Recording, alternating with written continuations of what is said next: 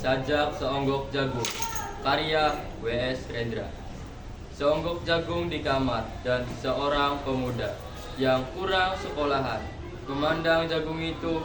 Sang pemuda melihat ladang, ia melihat petani, ia melihat panen. Dan suatu hari subuh, para wanita dengan gendongan pergi ke pasar.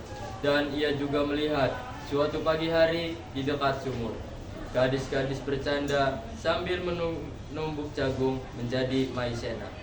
Sedang di dalam dapur, tungku-tungku menyala. Di dalam udara murni tercium kue jagung, seonggok jagung di kamar, dan seorang pemuda. Ia siap menggarap jagung. Ia melihat kemungkinan otak dan tangan siap bekerja. Tetapi ini seonggok jagung di kamar dan seorang pemuda tamat SLA. Tak ada uang, tak dapat menjadi mahasiswa. Hanya ada seonggok jagung di kamarnya. Ia memandang jagung itu, dan ia melihat dirinya terlunta-lunta. Ia melihat dirinya ditendang dari diskotik. Ia melihat sepasang sepatu Kenes di balik etalase. Ia melihat saingannya naik sepeda motor. Ia melihat nomor-nomor lotre.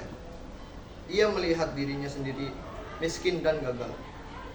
Seonggok jagung di kamar tidak menyangkut pada akal, tidak akan menolongnya.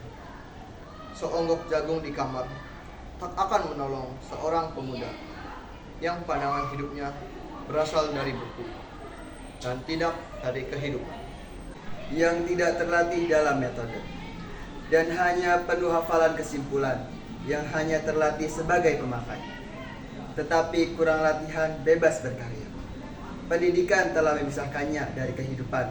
Aku bertanya, apakah gunanya pendidikan bila hanya akan membuat seseorang menjadi asing di tengah kenyataan persoalannya? Apakah gunanya pendidikan bila hanya mendorong seseorang menjadi layang-layang di ibu kota? Kikuk pulang ke daerahnya. Apakah gunanya seseorang belajar filsafat, sastra, teknologi, ilmu kedokteran, atau apa saja, bila pada akhirnya ketika ia pulang ke daerahnya lalu berkata, "Di sini aku merasa asing dan sepi"?